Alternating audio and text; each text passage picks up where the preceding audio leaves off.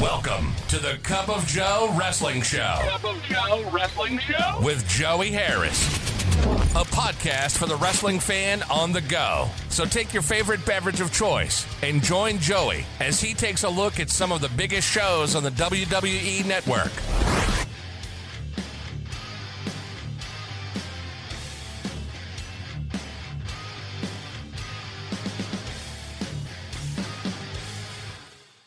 Welcome everyone to the Cup of Joe Wrestling Show. I am your host, Joey Harris, and I just want to thank everyone for the fantastic reception that episode 1 has received. It has outperformed my wildest expectations, and bigger and better things are on the horizon.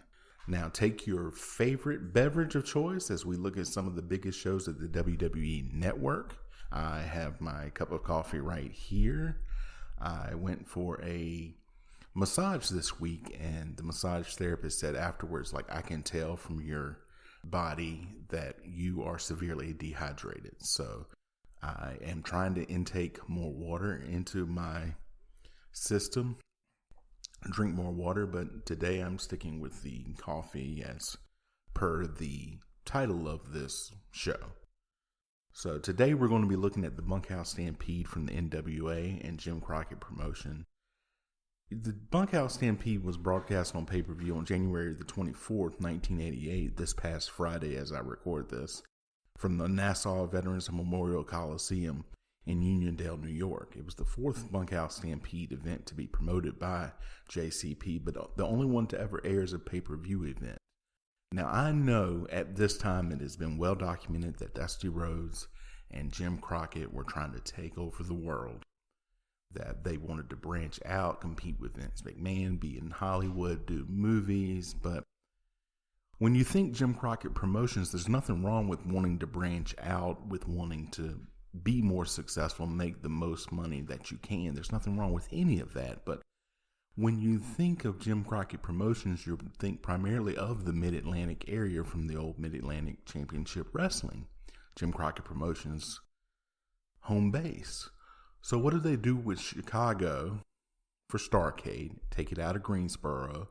Now their second event on pay-per-view, and you're in Uniondale, New York. Now the Nassau Coliseum may have been a big event for them, may have been very successful area for them to run, a very successful venue. But to me, do your first ones in your Greensboro.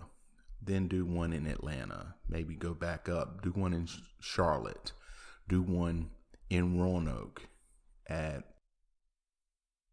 that thing in Norfolk, Baltimore. They finally go to Baltimore when they do their next pay-per-view, the Great American Bash, in the summertime. But by this time, you've already been snake bitten twice, and you have all of these money woes.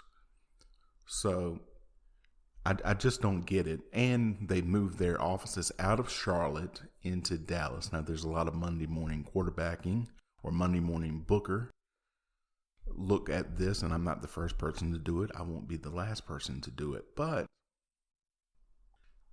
why take all of this out of Charlotte? I'm saying run from there once a month, go to New York.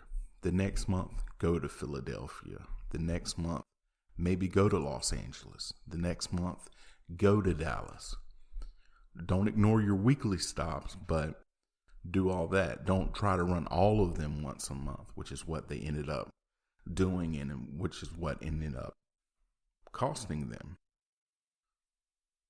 So, and Dusty was also getting burned out as a booker again. None of this is new. I'm not going over any new information, but that's what was going on. This is the second shot fired between the WWF and Jim Crockett Promotions. The WWF couldn't go the dual pay-per-view route again. Pay-per-view companies said no. So they did the next best thing, which we will discuss on next week's show. They did the Royal Rumble on USA Network up against the Bunkhouse Stampede. And we will go over a little while later, which JCP had the tendency to do, shoot themselves in the foot. I'll go over that in a little while. But before the event aired live on pay-per-view, Sting and Jimmy Garvin defeated the Sheepherders Butch Miller and Luke Williams by disqualification in a non-televised tag team match. It was supposed to be the Rock and Roll Express taking on the Sheepherders, but Ricky and Robert left the promotion the day before this event. So we start out the pay-per-view with the opening credits, and then we see Nikita Koloff coming to the ring. Bob Caul and Jim Ross welcome us to the finals of the Bunkhouse Stampede. Your ring announcer is Tony Schiavone, having the best mustache that the 80s can ever provide. And we start out with the NWA World's Television Championship match. The champion Nikita Koloff versus Bobby Eaton with Jim Cornette. Bobby has got to wrestle because Koloff can't. They start out with a clean match, and then it devolves. Koloff does play to his strengths, which are power moves. They go to rest holds on the mat. They eventually go to the outside. They brawl out there, but go back into the ring. Back in, Eaton then has the advantage. He hits the top rope leg drop. Koloff kicks out. Eventually, Koloff hits the Russian sickle on Eaton, but he can't cover. Eaton then puts him in a hammerlock. He hits 2 drop arm bars, but he can't get the submission. Koloff hits the sickle again, but time expires. Stan Lane comes out and the Midnight Express jump Koloff. Now, regardless of the shots fired between both people, both the WWF and Jim Crockett Promotions, they both choose to start out with a time limit draw on their events on this day. One on pay-per-view, one on cable television. But wouldn't you want a crazy match that you don't have to have somebody go over clean? It could be that the Midnight Express, Stan Lane comes out, Jim Cornette is there. They cheat but get caught by the ref, and they sneak a victory, or they get one over on Koloff, but it's then reversed, which you may not want to do that either. I think there are a million things you could have done without doing these time limit draws to start us off. Have a big melee, have Nikita Koloff, have them jump him and then him go over, so both people remain strong without having to switch the belt. But this is what they chose to do. Jim and Bob talk about that last match before moving on to the next match. The Western States Heritage Championship match. Barry Windham versus Larry Zbyszko with Baby Doll. And they started out with Music Dub City to start, so it must have been some sort of a big time song that Vince McMahon doesn't want to pay the rights to. And I give him a lot of slack when it comes to this because it's diminishing rates of return. Now, if CM Punk comes back, as I record this, it's Sunday. If CM Punk comes back tonight at the Royal Rumble, which I don't think is going to happen, of course, you pay for Cult of Personality to bring him out. But the Bunkhouse Stampede 88, I wouldn't pay for that. Not unless it was very integral. And really, the Western States Heritage Championship match, that was just craziness to start. Why not keep the UWF? If you want to expand it out there, keep the UWF title and have that defended west of the Mississippi. You do your NWA titles east of the Mississippi, and then once a year have them come up, but not going over any new ground again. Baby Doll goes right after Barry Windham before the match starts, and Jim Ross makes the comment after she hits Barry Windham, she being Baby Doll. She hits Barry Windham in the chest, and he says, "How would you like it if he hit your chest?" Now, I have the tremendous reputation, I guess you could say. My ex-wife said it a lot. I ruined a lot of songs for her.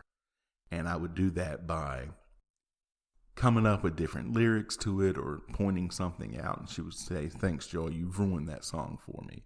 When Jim Ross says Barry Windham should hit Baby Doll in the chest and see how she likes it, "Thanks, Jim. You've ruined the Western States Heritage Championship for me." In the match, though, Larry Zbyszko comes out quick. Windham is up to the challenge, so Zbyszko classically stalls, as only Larry Zbyszko can. They do some chain wrestling, and Wyndham is constantly frustrating Zbyszko. Zbyszko then gets Wyndham down and works the leg. Wyndham is so athletic trying to get out of it. Wyndham goes up top, Zbyszko moves, and then takes over. You have a back and forth match. Wyndham is selling his knee hard. They show a girl in the crowd who looks like she doesn't know where she is. They go outside to fight for a bit. Wyndham posts Zbyszko. Zbyszko falls coming back from the Irish whip as Wyndham, who was going for a bulldog or a lariat, and Wyndham goes flying out. Watch this section. Zbyszko then takes advantage. Later, they both go down, and Wyndham reverses an Irish whip and then reverses it back to the same corner he was coming out of, and the referee gets knocked down. Baby Doll takes off her high heel shoe, and Zbyszko nails Wyndham with it, and he gets the pin and the championship. This is after Wyndham had hit his move. He gets on top. Baby Doll hits the mat 3 times. The referee is still not down, but Wyndham thinks that the ref hit the mat 3 times. He jumps up. He gets nailed with the shoe, pin, and we get a new Western States Heritage Championship. A championship that, I might add, Larry Zbyszko still holds today. We go then to our NWA World's Heavyweight Championship match. Ric Flair with Jj Dillon versus Road Warrior Hawk with Paul Ellering, who has hair here, and it looks very strange. Hawk no-sells the chops from Flair, so Flair closes the chop house and withdraws. The famous Flair chop house. Hawk does power moves, again going to your strengths. You look at Hawk, he's not your scientific wrestler. People want to see him just demolish Ric Flair and use his power moves, so that's what he does. Flair does a fantastic sell job here. He then opens the Flair flop house, which he also does really well. Flair's getting beat from pillar to post. Hawk is dominating Flair, and Flair is making him look good. Flair goes to take a breather. Hawk follows. Hawk throws the ring steps at Flair. Back in, Flair hits a low blow. Flair takes over on the knee. Flair finally gets the figure 4 on. Hawk fights to turn it over and gets it. Flair gets to the ropes. Hawk accidentally hits the referee after clotheslining Flair. Flair gets clotheslined over the top rope. They both go out. Flair bleeds. Hawk takes over, but there isn't a referee. Hawk hits a superplex. Jj Dillon comes in and hits Hawk with a chair. Hawk then goes after JJ. Flair then hits Hawk with the chair. Hawk still kicks out onto. Hawk no-sells the suplex. Flair hits him again with the chair for the disqualification. They then set up the cage for the Bunkhouse Stampede. Bob and Jim talk about the last match and about the finals of the Bunkhouse Stampede. I'm surprised they did not take out the old video of Nelson Royal explaining what the Bunkhouse Stampede was. I don't think Nelson was in the territory at this point, but send him $200 in the mail and say, we're going to run this again, Nelson, if you mind. Or even if you don't mind, it's our video. They then run down the credits. In other words, they need to stall for time because, to be fair to them, it takes a while to put a cage up around the ring. They go over the rules for the Stampede. You go out if you are thrown out of the cage or out the door to be eliminated. So it's anything goes bunkhouse battle royal with a cage around the ring. They then review the Barry Windham Larry Zbyszko match. They talk about the men in the Bunkhouse Stampede, and finally we get to go to the Bunkhouse Stampede. The Bunkhouse Stampede final. Your participants are Dusty Rhodes, Road Warrior Animal, Tully Blanchard, Lex Luger, Ivan Koloff, the Warlord, Arn Anderson, and the Barbarian.